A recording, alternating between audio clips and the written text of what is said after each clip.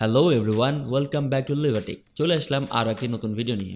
আপনাদের সাথে থাকছি আমি মানিক এবং আজকের ভিডিওতে কথা বলবো রিসেন্টলি লঞ্চ হওয়া প্রিমিয়াম সিরিজের একটি ফোন ভিভো V29 নিয়ে। তাহলে চলুন দেরি না করে শুরু করি।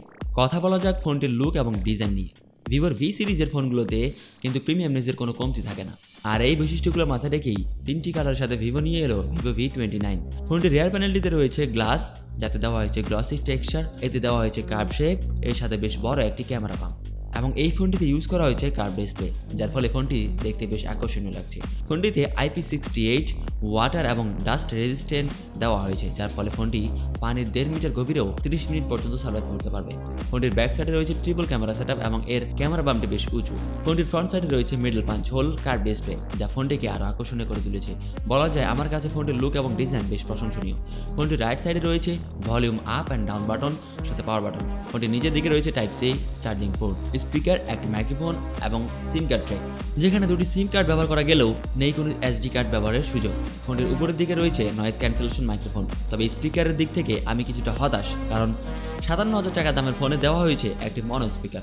আমার মতে এখানে ডুয়াল স্টেরিও স্পিকারস আমরা আশা করতেই পারতাম। সেই সাথে নেই কোনো 3.5 মিলিমিটার হেডফোন জ্যাকও। ফোনটিতে ডিসপ্লে হিসেবে দেওয়া হয়েছে 6.78 ইঞ্চিসের একটি অ্যামোলেড কার্ভ ডিসপ্লে, যাতে রয়েছে 1 বিলিয়ন কালার সাপোর্ট, সাথে 120 হার্জের রিফ্রেশ রেট এবং HDR10+ সাপোর্ট। 453 পিপি ডেন্সিটি সম্পন্ন ডিসপ্লে হওয়ায় এতে থাকবে অসাধারণ কালার প্রেজেন্টেশন, সাথে পেয়ে যাব যথেষ্ট ক্লিয়ার কন্টেন্ট ভিউ। এদিকে 120 হার্জের রিফ্রেশ রেট থাকায় ডিসপ্লেটি বেশ স্মুথলি কাজ করে। ডিসপ্লেটির বেজেলসগুলো বেশ চিকন, সাথে এর পিক ব্রাইটনেস 2000 নিটসের হওয়ায় ডিরেক্ট সানলাইটেও বেশ ভালো দেখা যায়। কোনো প্রকার অসুবিধা ফেস করতে হবে না, ভিডিও দেখার দিক থেকে দুর্দান্ত উপভোগ করতে পারবেন, সাথে 120 হার্জের রিফ্রেশ রেট থাকায় বেশ স্মুথলি গেমিং করতে পারবেন। এবার ক্যামেরা নিয়ে কথা বলতে চাই। ফোনটির ট্রিপল ক্যামেরা সেটআপের মধ্যে রয়েছে 50 মেগাপিক্সেলের প্রাইমারি লেন্স এবং এর সাথে রয়েছে OIS এর সাপোর্ট। এরপর রয়েছে 8 মেগাপিক্সেলের আলট্রা ওয়াইড লেন্স এবং 2 মেগাপিক্সেলের ডেপথ সেন্সর। এই ক্যামেরা সেটআপ দিয়ে আপনি 30 fps এ 4K পর্যন্ত ভিডিও রেকর্ড করতে পারবেন, সাথে বাজেট বিবেচনায় বেশ ভালো কোয়ালিটি সম্পন্ন পোর্ট্রেট ছবিও তুলতে পারবেন। ফোনটির ক্যামেরা দিয়ে বেশ ভালো ছবি তোলা যায়, বলতে গেলে ডে এবং নাইট উভয় ক্ষেত্রে বেশ ভালো ডিটেইলড ছবি প্রদান করে। কোনো শার্পনেসের ঘাটতি দেখা যায়নি, তবে নাইট মোড অন করে ছবি তুলতে গেলে আরও বেশ ভালো ডিটেইলড ছবি পাওয়া যায় এবং কালার কম্বিনেশন বেশ ভালো।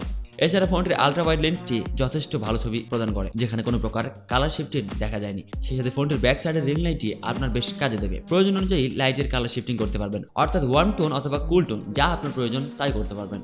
ফ্রন্টে রয়েছে 50 মেগাপিক্সেলের একটি সেলফি ক্যামেরা, যা দিয়ে 1080-তে 30 fps পর্যন্ত ভিডিও রেকর্ড করতে পারবেন, সাথে অসাধারণ সব সেলফি তুলতে পারবেন। বলা যায় বাজেট অনুযায়ী এই ক্যামেরা সেটআপ একেবারে দুর্দান্ত। ফোনটির ক্যামেরা সেটআপ আপনাকে কোনো অংশে নিরাশ করবে না। এদিকে পারফরম্যান্সের দিক থেকে ফোনটিতে প্রসেসর হিসেবে দেওয়া হয়েছে কোয়ালকম স্ন্যাপড্রাগন 778 G5D, সাথে 6 ন্যানোমিটারের আর্কিটেক্ট বিল্ড। পুরনো হলেও প্রসেসরটি বেশ পাওয়ারফুল, যা দিয়ে করতে পারবেন দুর্দান্ত গেমিং। ফোনটিতে মাল্টিটাস্কিং বেশ ভালোই চলবে, সাথে পাবজি অথবা ফ্রি ফায়ারের মতো ভারী গেমগুলো হায়ার সেটিংসে স্মুথলি খেলতে পারবেন। ফোনটিতে আউট অফ দ্য বক্স পেয়ে যাবেন Android 13 এবং ব্যাকএন্ডে পাবেন ফান্টাস 13 এবং সিকিউরিটির জন্য থাকছে under display fingerprint sensor. Fingerprint সেন্সরটি কিছুটা নিচের দিকে মনে হতে পারে, তবে খুব সহজেই আঙুল পৌঁছাবে এবং বেশ দ্রুতই কাজ করে। ফোনটির ব্যাটারি ব্যাকআপের জন্য থাকছে 4600 মিলিঅ্যাম্পিয়ারের একটি নন রিমুভেবল লিথিয়াম আয়নের ব্যাটারি, সাথে 80 ওয়াটের একটি ফাস্ট চার্জার।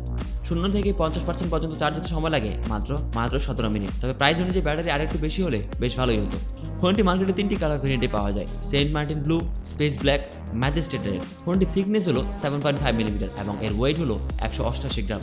বুঝতেই পারছেন ফোনটি বেশ হালকা এবং স্লিম। প্রাইজিং নিয়ে বলতে গেলে এই ফোনটির একমাত্র 12/256 GB অফিসিয়াল ভেরিয়েন্টে পাওয়া যায়, যার দাম রাখা হয়েছে 56,999 টাকা। তো এই ছিল এখন পর্যন্ত ভিভো V29 ফোনটির ব্যাপারে আপনাদের মতামত অবশ্যই জানাতে ভুলবেন না। আজকের ভিডিওতে এই পর্যন্তই। পরবর্তী ভিডিওর আপডেট পেতে সাবস্ক্রাইব করে বেল আইকনে ক্লিক করুন। দেখা হবে পরবর্তী ভিডিওতে। ততক্ষণ ভালো থাকবেন, সুস্থ থাকবেন। ধন্যবাদ।